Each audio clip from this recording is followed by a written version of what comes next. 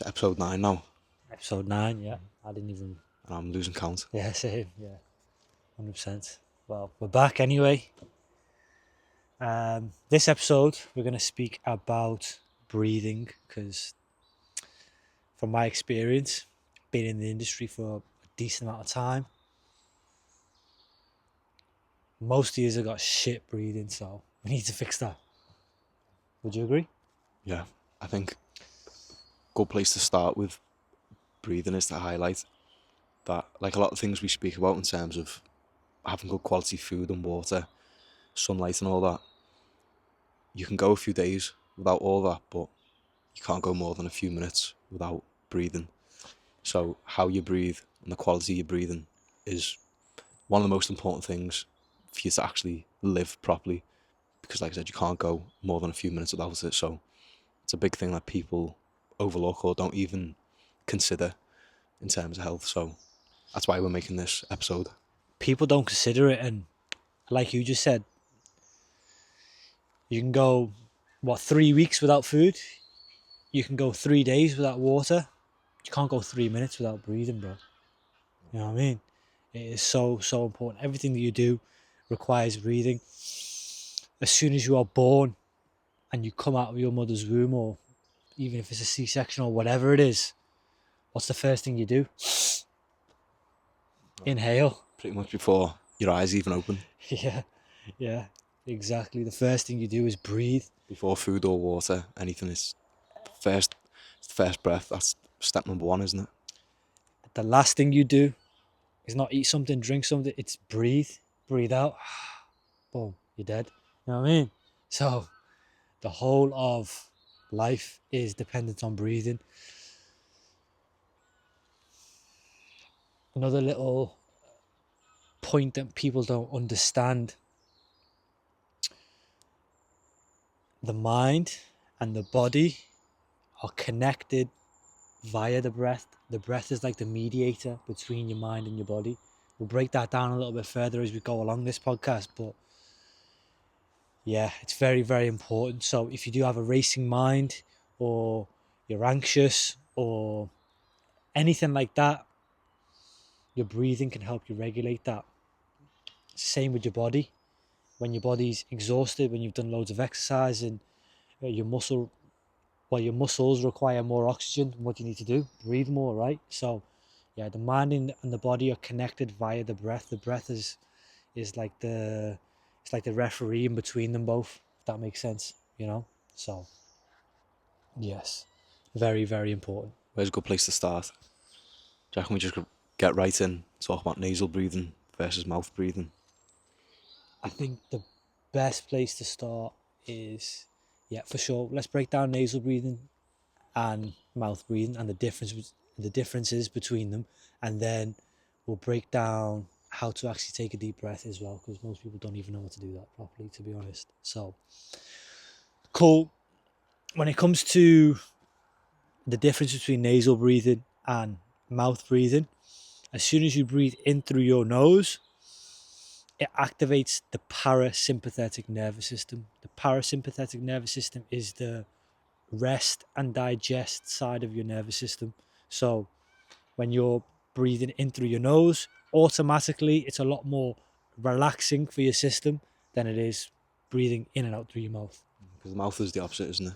The sympathetic nervous system. It's like a fight or flight response. It Gets excites quite you. nervous, yeah. Yeah, exactly.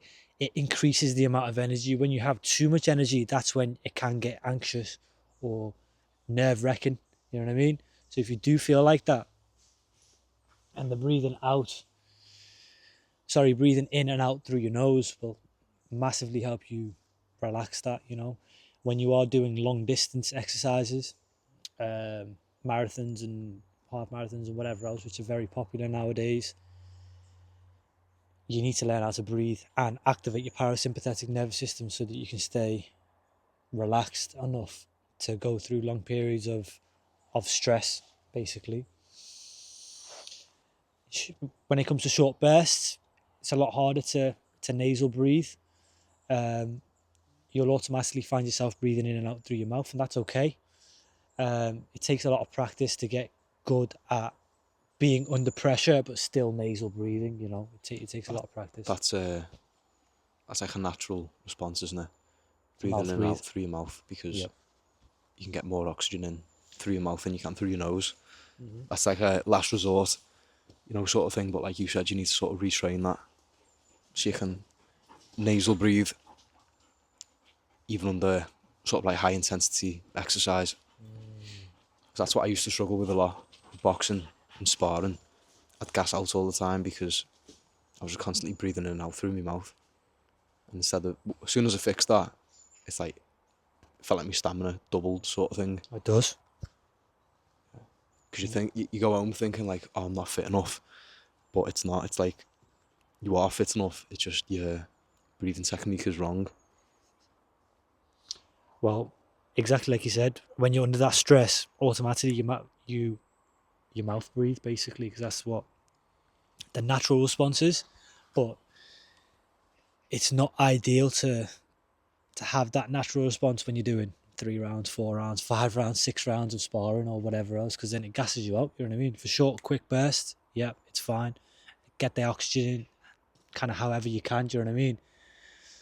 But when you start to get at a good level and you want to still be able to think clearly when you're under high pressure situations like sparring, like fighting, then it is very, very good to be able to nasal breathe and slow everything down, calm everything down, calms your mind down, calms your body down.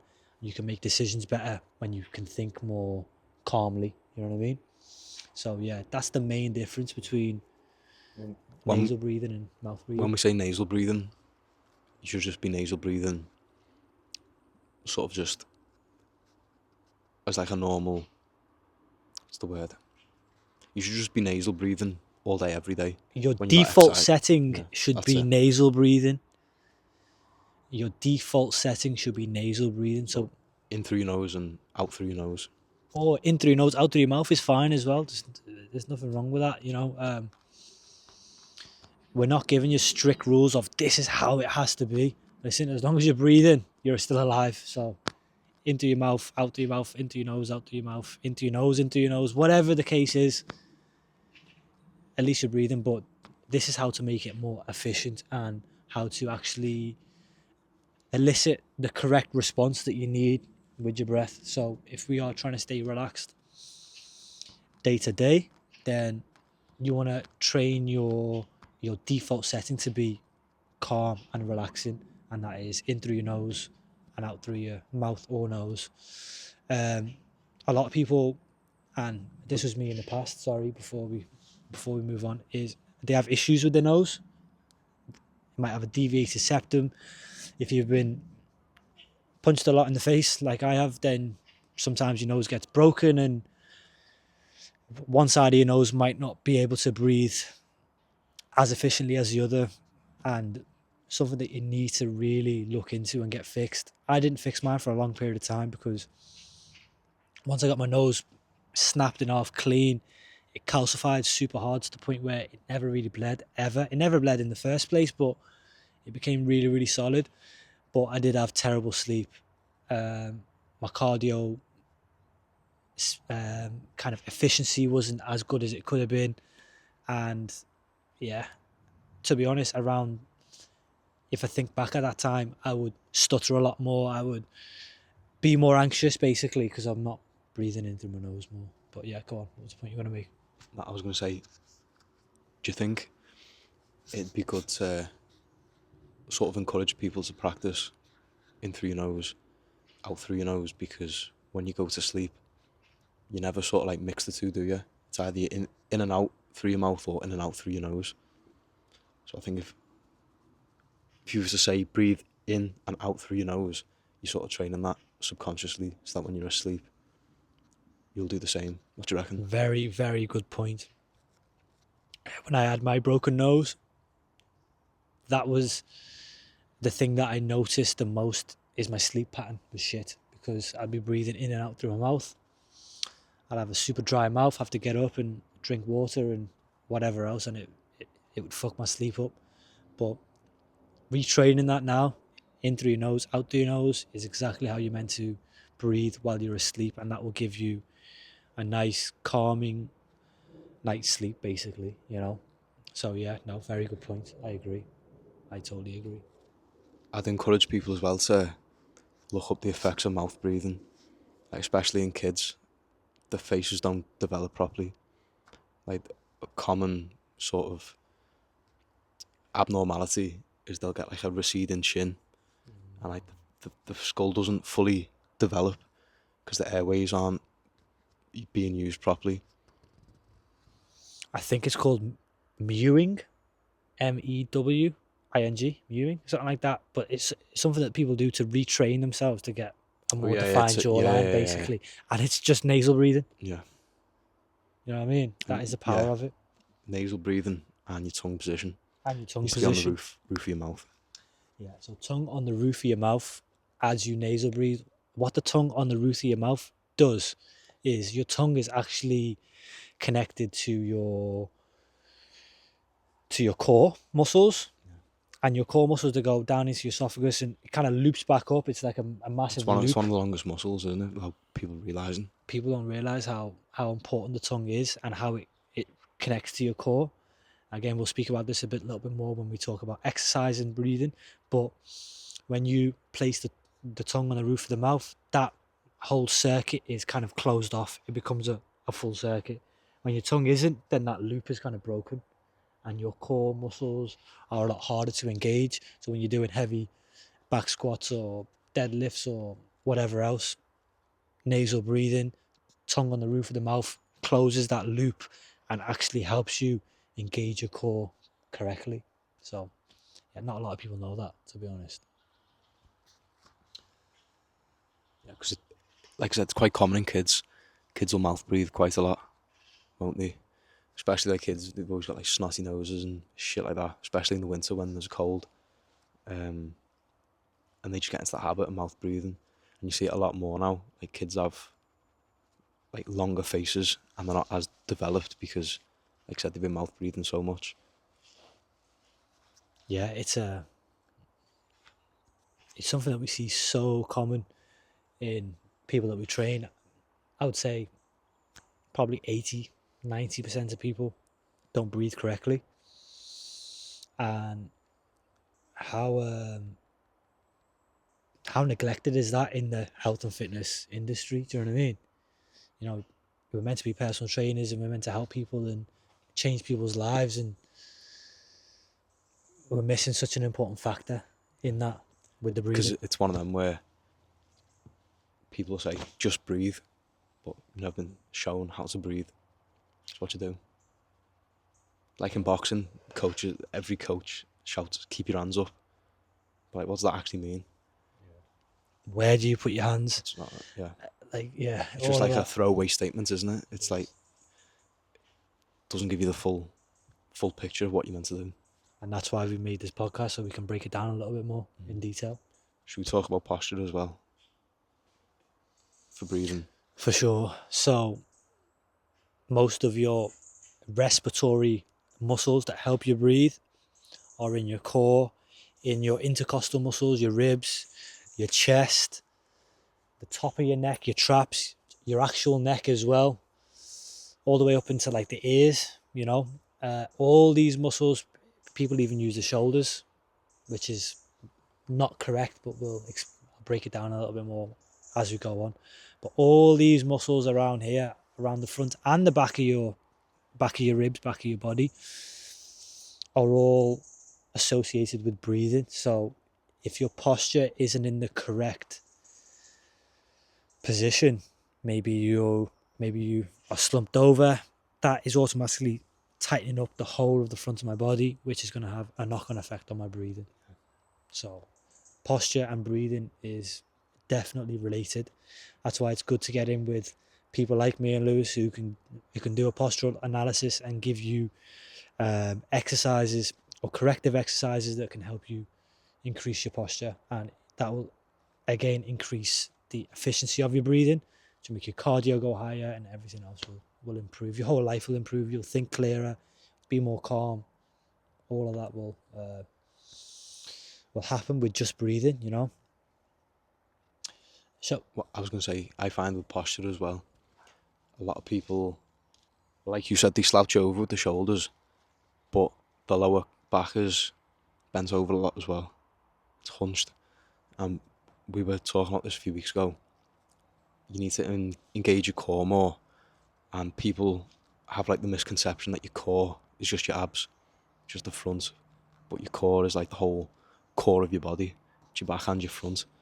So if you neglect your lower back muscles and let it slouch over, then again you're not breathing properly, because you said all of the muscles that are important for helping you breathe are in your lower core, mid core, and up into your ribs, aren't they? So if you're not sitting up straight, engaging your core and your lower back, and you're hunched over, then you're missing the trick there. 100%. What a lot. We're gonna have to do a separate thing on the core, but just a quick overview. People think your core is just this, the kind of the rectus abdominal, but you have your diaphragm, which pushes your lungs up and down, which has to do with your breathing, which is a part of your core. And then you have your rectus abdominis, your transverse, your oblique as well, which is the side part of your core, even your pelvic floor, which is the muscles that you use to hold, say, a weigh in, for example. That is part of your core as well. So I remember back in the day, I used to watch Elliot Hulse videos in school, and he used to say, breathe into your balls. And what that means is, and I'll explain the breathing in a second, you want to breathe so deeply that you actually engage or activate that the pelvic floor as well, which is very close to your balls. So yeah, that's how deep you want the breath to get. You want the breath to get to down here. Most people breathe and chest breathe. It's too shallow. Their breath starts and stops here. You know what I mean? Instead of all the way down here. But yeah, shall we go on to actual breathing techniques now a little bit, and break them down? Just in advance, we can only apologise for audio listeners. Maybe come over to the video to have a look at this. Yeah, It'd be quite hard to get an idea. 100%. Or if you're local, book in and come and get a session off us, and we'll teach you how to breathe and how to move and breathe and exercise and breathe and all of that sort of stuff as well, because it gets very, very deep and people just don't teach it anymore, really. So, like I just explained, most people, when they breathe in, they lift their chest up and their stomach goes in like this. So my stomach has gone in and my chest has come up. When this happens, because the breath is quite shallow and you need breathing to keep you alive, when you start doing strenuous exercise, you'll see people chest breathing, but because it's not deep enough and it's not relaxing enough and they're not getting enough oxygen in, then they start not just lifting their chest up, but lifting their shoulders up and everything else up, because they're trying to pull the oxygen in. But you're overworking all your neck muscles, your shoulder muscles. It's very, very bad for your posture. It's bad for your muscle tightness and all that. So yeah, chest breathing is definitely not the answer. When you chest breathe or your breathing gets stuck, it can even be quite low. It can get stuck in your throat as well. Then again, like I mentioned before, your mind and your body are connected via the breath. So you end up getting stuck just up here in this top half of your body. That can lead you to overthink. That can lead you to be anxious. That can lead you to be too much in your mind and not grounded enough into your actual body. Do you know what I mean? Again, probably a separate podcast, but the mind and the body are connected. They're one, and your body is like an extension of your brain, basically. But sometimes, like I said, with the breathing, if it's too shallow and you get caught up here, then your consciousness gets caught up here, and it's not a nice place to be stuck in your head. I would say the whole point of breathing is just to replenish oxygen in your body. So And CO2. I would say, yeah, if the if the breath's too shallow and you're not getting the full inhalation, then you're not going to spread as much oxygen.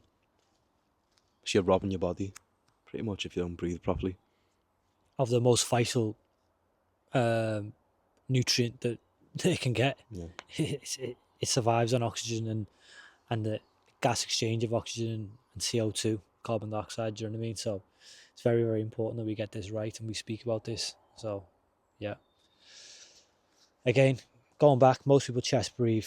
They lift their chest up. Sometimes they'll lift their shoulders up and the belly goes in. That is the wrong way to breathe, guys. The best way to breathe is, again, I'm going to borrow Paul Chek's kind of philosophy, and he says 2/3 through your belly and 1/3 through your chest. So the first 2/3 of your breath should come from the belly. That means if you put your hands on your stomach, the easiest way I teach people how to do this, by the way, is lying on your back. So lying on your back, knees bent, put your hands on your stomach. As you breathe in, you want your stomach to expand out. So if I'm breathing in now, you see my belly expanding out. As I breathe out, I just relax. And one more time, I breathe in. I want 2/3 from the belly. So here, then I can go chest as well. Now I've got the full breath in, and then I breathe out. So the reason that we say about lying on the floor first to practice is because you can relax your whole body. You can sort of focus on those those muscles in particular. Because when you're sat up or stood up, it's hard to get that mind muscle connection because there's a lot of muscles tensed up. So try lying down first if you're struggling with it. And to be honest, it takes you a good few minutes to retrain your body to breathe in and expand your stomach. I've done this with a lot of people, and it's like a 5-minute process. You know what I mean? Because they still keep lifting their chest up, and you have to kind of retrain and be really conscious of it. So if I get them on their back, sometimes I get them to close their eyes as well, so they're not looking at other things, they're not distracted. Your body's not having to balance, your core's not having to stabilize, and whatever else. You can just lie on the back, knees bent. Your whole body is grounded and relaxed. You don't have to think about anything else except for your breathing and getting that correct and retraining that pattern. So, And then to make it depends, making it a habit, doesn't it? It can take people different length of time, but if you've been breathing wrong for your whole life, 20 plus years, then it might not be the quick fix straight away. You're gonna have to work on it for a long time. It's not just always as simple as doing a few sets of exercise, for it to become like a subconscious, sort of like daily, sure. autonomous thing. What I prescribe to a lot of clients is, right, you're in bed, you're ready to go to sleep, phone is away, lights are off.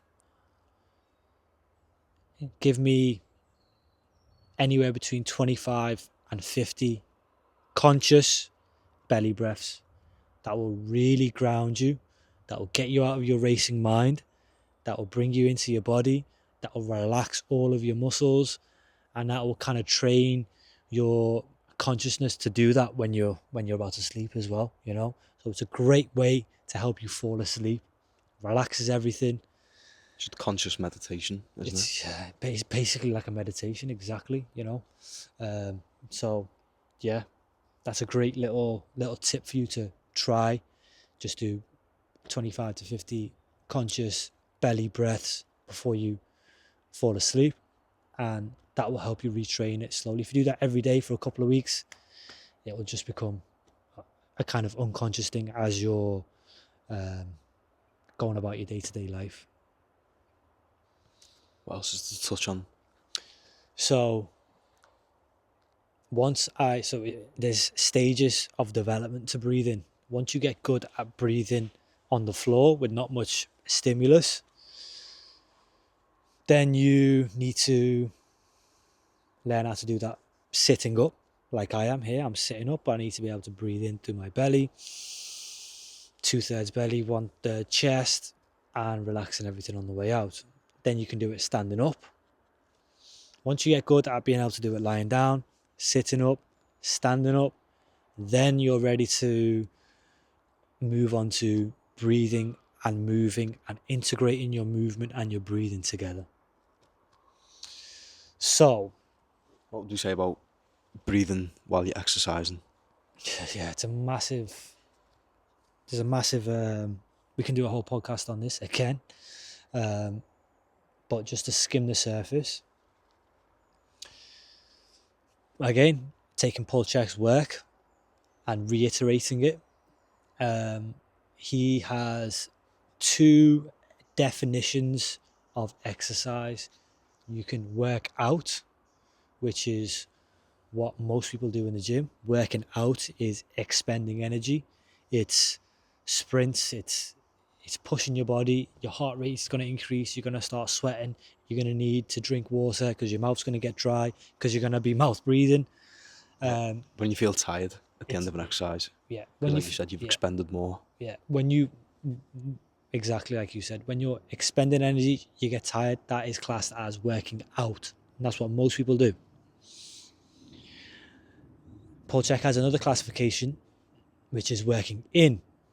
Working in is classified as consciously slowing the exercises down to couple the breathing and the movement pattern together. So it's like all in harmony. It's all in harmony, yeah, for sure. If anybody has ever done a Tai Chi class with a good Tai Chi instructor, then they're going to teach you how to do that, basically. And working in gives you energy back, basically. So a few examples of working in would be yoga. Pilates is like on the brim of working in, working out. It can be working in if it's relaxed and you do it consciously. How you do it, isn't it? But if you're pushing yourself too hard, then it becomes a workout. Walking, just stretching, foam rolling, massage, Tai Chi, Qigong, all these other things. These are working in. So these are going to increase the amount of energy that you have at the end of the workout, or the session rather. Because you shouldn't be expending energy when you do it. You should be putting energy back into your system.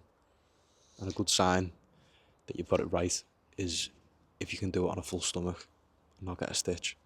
That means you're working in. For sure. So the classifications of making something a work in is coupling the breathing and the movement together, not increasing your heart rate. Your heart rate should stay normal. You should be able to do it on a full stomach. You shouldn't have a dry mouth, so you shouldn't be reaching for the water constantly. And that's another thing that we haven't touched on, is when you do breathe through your mouth, it really dries your mouth out super quick. So then you need water constantly. If you're breathing into your nose, then you kind of don't. So if you're doing all that, it's classed as a work in. And in today's society, we very rarely do activities that give us energy. Everything is expend. You know what I mean?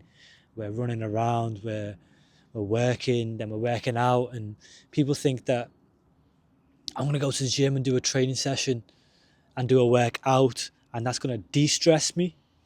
Oftentimes, it's actually increasing the level of stress that you have.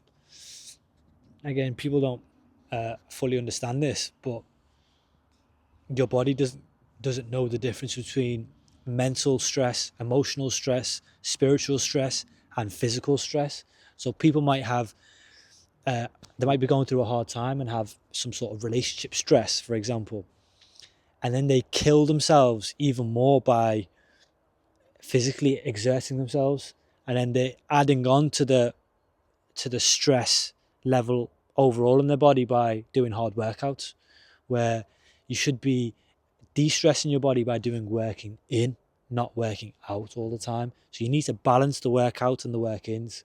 Most people just work out, and they never really do the work inside of things until it's too late, until they've got an injury and they're forced to go in, or there's always a repercussion. Do you know what I mean? Your body always says, listen, if you're not going to listen, then I'm going to send a pain teacher to give you a lesson and teach you what to do. Because like you said, your body doesn't know the difference, whether it's physical, emotional, spiritual, mental, whatever. It can manifest in so many different ways. You know, you can never be sure. Like you said, emotional stress might manifest itself physically. So by constantly working out all the time, you sort of put yourself at more risk for something going wrong, aren't you? You're exactly right, by the way. And emotional stress, we've mentioned this before in the podcast. Your body keeps a score. Emotional stress, mental stress does come out in the physical. You get tighter. You know what I mean? Your physical gets tighter. You're more susceptible to injuring yourself because your body's holding on to tension, basically. And oftentimes you're distracted because you're thinking about whatever the situation that is kind of stressing you out is. So you're not fully present in the actual exercises that you're doing. So when you all that is happening at once, then it's a recipe for a very bad gym session, accident waiting to happen, basically. So very, very important that we balance the workouts, the work-ins, and start getting conscious of our breathing. For Should sure. we touch on head position as well? What do you mean? As in what position your head should be in, because a lot of people nowadays, phones, sitting at a desk, the heads are Forward head down posture, quite a lot. for sure. That's related to the posture side of things that Yeah, it's like an extension, but it is. a lot of times people think of posture as just being having a straight back. Oh, the head position is Yeah. massive, yeah, for sure. I think it's for every 1 degree angle that your head comes forward, it doubles in weight on your neck muscles. So say your head is, say, 5 kilos, 1 degree forward, now it's 10, another degree forward, now it's 20. Do you know what I mean? And it keeps doubling in weight. And that's where a lot of people have a big kind of like hunchback almost on Yeah. the top of their back, and that is just from today's kind of society where we are forced to look on screens, drive in this position, text in this position, kind of eat in this position as well. So we do a lot of hunching over and looking down at things. But I'd say it starts with the head, because wherever your head goes, your body goes. For I sure, mean, we learnt that in boxing. for If you sure, can control the head, for sure. push the head down, the body's going to follow. So if you start looking down too much, then your shoulders are going to start to hunch over, chest will get tighter, For can't sure. breathe in as deep.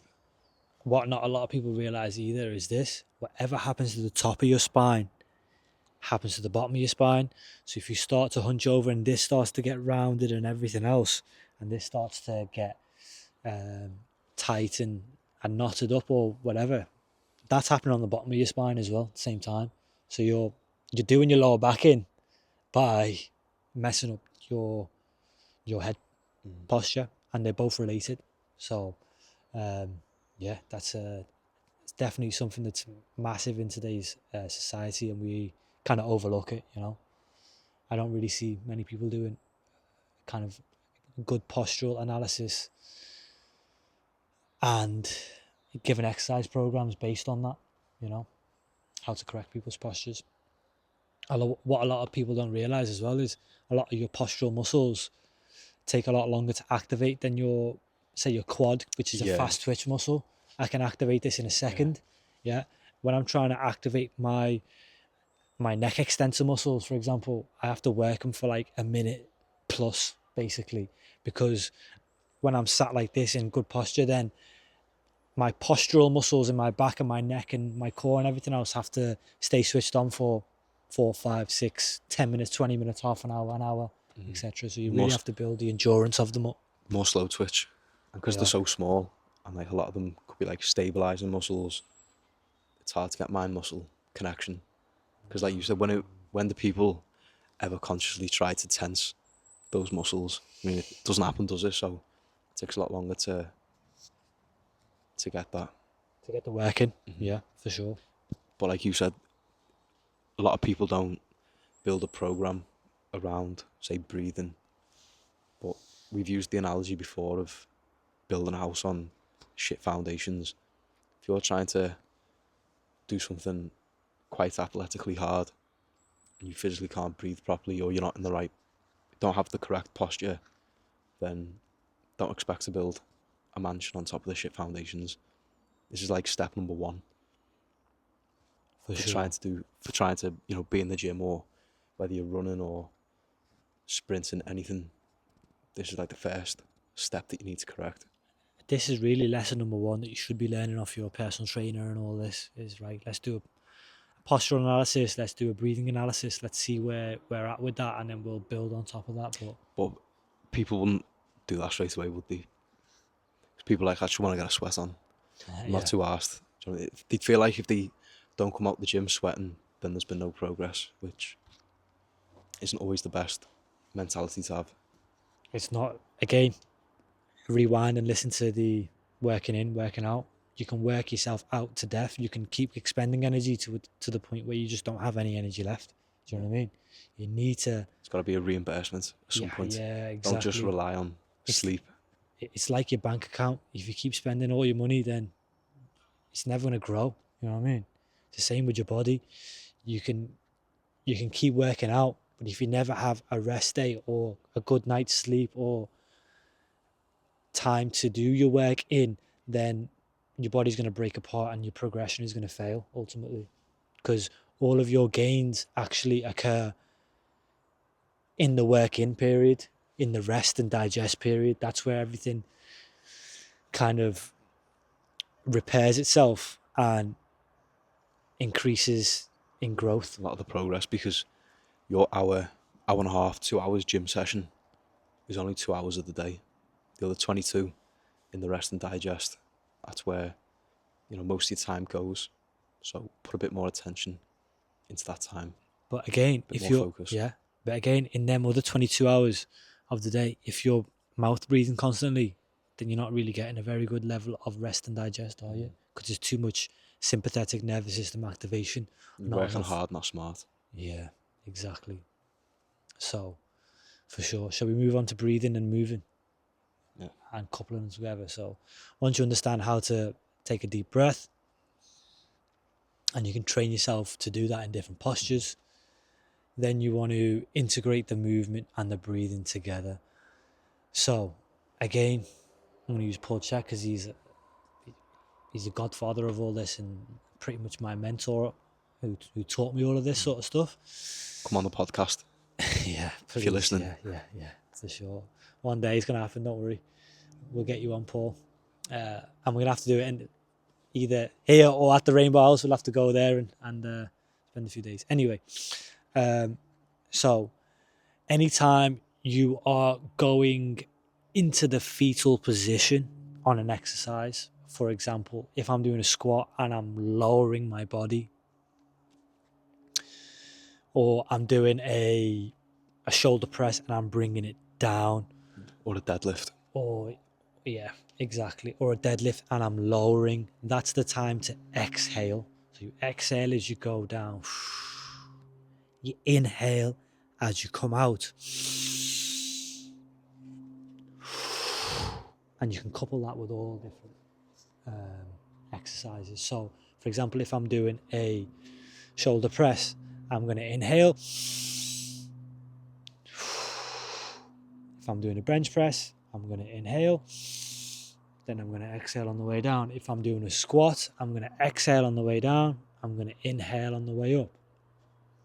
And that's just a general rule of thumb. There is a few exceptions, like with every rule, but as a general rule of thumb, that's how you want to breathe and control your breathing. So if you don't know when to exhale or when to inhale in your exercise, whatever exercise it is, think about this. If you're going away from the fetal position or you're extending your body, you want to breathe in. If you're breathing out, or you're coming in rather, then you want to breathe out. Yeah, and naturally that feels good. If I'm doing a big yawn, I'm gonna and relax. It just feels nice to do that naturally. Do you know what I mean? That's what your body naturally wants to do. So we want to stick to that principle when it comes to exercise, to keep it as simple as possible, because we can get deep into it. So then if you want to do a work in exercise, for example a squat, then I'm going to couple my breathing with squatting down. So I'd breathe out as I squat down. I'd breathe in as I come up. Stop my inhalation at the top of my squat. And then stop my exhalation as I drop down into the squat. Stop it at the bottom of my squat and keep going. If I continuously do that, then that is classed as a work in. It's not going to expend too much energy. You can do it with weights as well. It doesn't have to always be body weight, but you need to be a little bit more advanced to be able to do that as well. You need to have really, really good control of your breathing and of your movement to be able to squat with weight and keep it a work in, not a work out. So yeah. Because like you were saying, you should exhale when you go to the fetal position. It makes sense because it's quite a relaxing position. So as you come in and you sort of, and you're coming back into the centre, you should relax. And then as you sort of tense up and move away from the centre of your body, you move away, that's when you need to inhale. You need more energy because you're tensing up. Makes sense, doesn't it? Makes And complete then sense. as you relax your muscles and you come away from being out of your body, come back in, it makes sense to relax by exhaling. So you apply that sort of concept to your exercises. Find, you know, no matter which direction you're moving or which sort of plane your exercise is on, if you're going away from the centre, inhale. When you go back to the centre, exhale. That's, like I said, it's a great general rule of thumb for you to use. Now that you know what to do, go and practice it. Again, you ain't going to get very good knowledge of what we're speaking about if you don't practice It needs to and be try applied. for yourself. Apply it. Don't watch the podcast and think you've got the answer straight away. It needs to be practiced. 100%. And yeah, if you get stuck, then and you're local, then come and see us. You know what I mean? And we'll guide you through it a little bit more. So yeah, that's how you move and breathe. What about if it's really high intensity? Like running. Yeah. Let's Sprinting, use that as or an boxing, example. sparring. So I can make my running session, as long as it's a slow pace or a comfortable pace, let's say, I can make my run into an active meditation / a work in if I am very, very conscious of my breathing. So what I like to do if I'm working in and I'm going on a jog, I will, depending on the pace of my run, I will inhale, say twice, exhale twice, and just use that as my breathing pattern. So I might be in through my nose, out through my mouth, in. Or if I'm going even slower, I can go in 4 times. You can even do in 3 times. And 1 big exhale. Do you know what I mean? So as long as you're consciously aware of your breathing, then you can start to really get very, very good with your cardiovascular system, learning how to control it, how to control your heart rate as well. Your heart rate won't go out of control when you're conscious of your breathing. When you're not conscious of your breathing and you don't know what you're doing, or you're just breathing however it comes naturally, then oftentimes you get too excited and that's when you feel fucked. Do you know what I mean? So we have a good friend who is a very big lad, 19, 20 stone, and he was running with us in the pre-season runs, and because he wasn't breathing correctly, he couldn't run down the road and keep up with us. Basically, as soon as I taught him how to inhale, exhale, and just focus on the in, out, in, out, go at your pace, but keep that going, his sustainability was off the charts. It was night and day difference, wasn't it? It was ridiculous. He could run for miles because his heart rate wasn't about to explode out of his chest. He wasn't getting super anxious and getting too much in his head and thinking, oh my God, I can't do this. Nice and grounded, nice and relaxed. Breathing is, like I said, it's the mediator between the mind and the body. It's the controller. It controls them both, you know? Like we were saying at the start, how the mouth breathing is going to put you in a fight or flight response. You're not actually meant to be in a fight or flight response for a long period of time. Nope. The word fight and flight is only like a short little burst, isn't it? So if you're mouth breathing continuously and it's going on for a prolonged period of time, you're just going to get fucked by the end of it. Because your body's like, why hasn't it finished? Why haven't we gone back to like homeostasis? Why is it still going? That's where adrenal fatigue will start to happen. You'll get like a rush, a head rush, because you don't have enough oxygen, stuff like that. You'll just burn yourself out. And like you just mentioned there, people are doing these high intensity, high rocks type classes and all this stuff, and the breathing's all over the show. And they're basically in a fight or flight response for like an hour straight. Yeah. It's just crazy. Your body's like, fucking hell, have you been fighting this fucking bear for an hour? Like, what's going on? You know what I mean? Yeah, it's a recipe for disaster, to be honest. And you're not de-stressing by doing a workout that way. You're actually stressing yourself out, you know. So another good story for that is, remember doing Heartbreak Hill sprints. I literally did 2 and I was like almost passing out. I remember. Because I was mouth breathing the whole time. I went home, I was like, what the fuck's wrong with me? Like, am I that unfit? And then I went home, sorted my breathing out.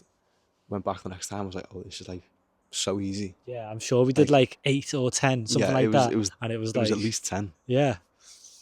It was like my output within like a week or two of not doing like any major fitness, sort of tests or sessions, just by changing my breathing. My output went up by 5x. Crazy. That's the difference. Crazy. I didn't get fitter over that couple of days of going back to do it again. That's what we're saying. This is like step number 1. If you can't get it right, then nothing else is going to fall into place. Yeah. Totally, 100%. Well put. Okay.